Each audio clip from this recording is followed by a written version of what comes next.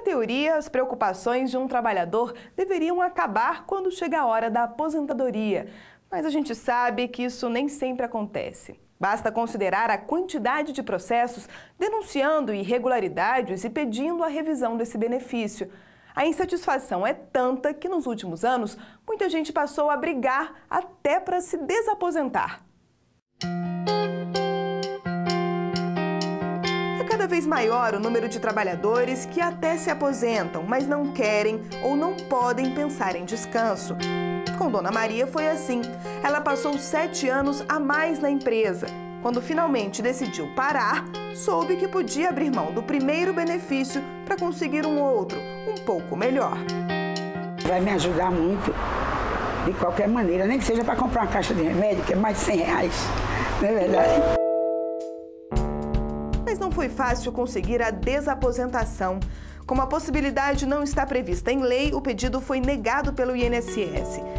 Para o Instituto, admitir essa mudança significa alterar as bases do sistema previdenciário nacional. No caso de Dona Maria, o jeito foi brigar na Justiça. Ela ajuizou o processo trabalhista no ano 2004. Depois que teve a decisão favorável, ela reclamou essa complementação de verbas salariais na Justiça Federal, com a finalidade de melhorar a aposentadoria. Em todo o país, pedidos semelhantes chegam diariamente à Justiça. A demanda é tanta que o tema foi parar no Supremo Tribunal Federal, onde aguarda a decisão definitiva. Outro assunto que tem levado milhares de brasileiros a enfrentar o INSS nos tribunais é o chamado fator previdenciário. Desde 1999, o governo usa um instrumento para ajustar as contas da Previdência. A reclamação é que, na prática, a medida quase sempre significa uma aposentadoria menor.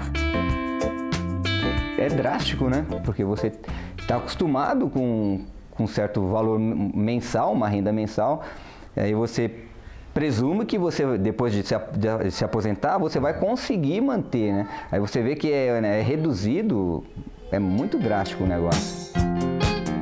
O valor fica menor porque o governo aplica uma fórmula que leva em consideração a idade do segurado, o tempo de contribuição e a expectativa de vida. Há pelo menos uma década, o Congresso discute projetos de lei que pedem o fim da correção. Enquanto a legislação não muda, quem está insatisfeito só tem uma alternativa: recorrer à Justiça.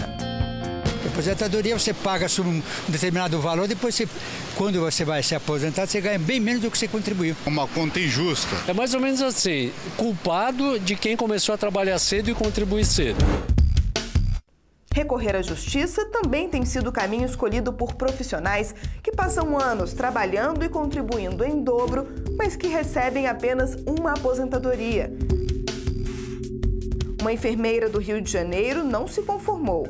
E olha que ela foi acusada de acumular 2 empregos de forma indevida.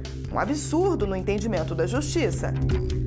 Ao longo desse tempo, questionar acerca da compatibilidade dessa carga horária parece absolutamente desnecessário, porque, afinal de contas, ela passou 28 anos trabalhando nos dois e, efetivamente, esse largo espaço de tempo só tem a demonstrar que a compatibilidade, em princípio, ela teria sido eficaz.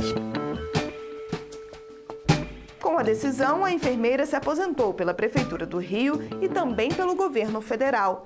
É bom lembrar que a legislação só permite que o servidor público acumule 2 cargos se a atividade exercida for nas áreas de educação e saúde.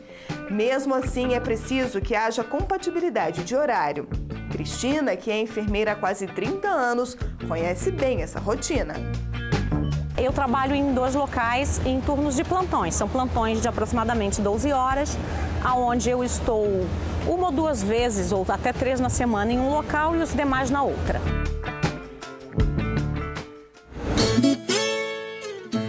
Em média, o INSS concede todos os anos 370 mil aposentadorias a quem vive no campo.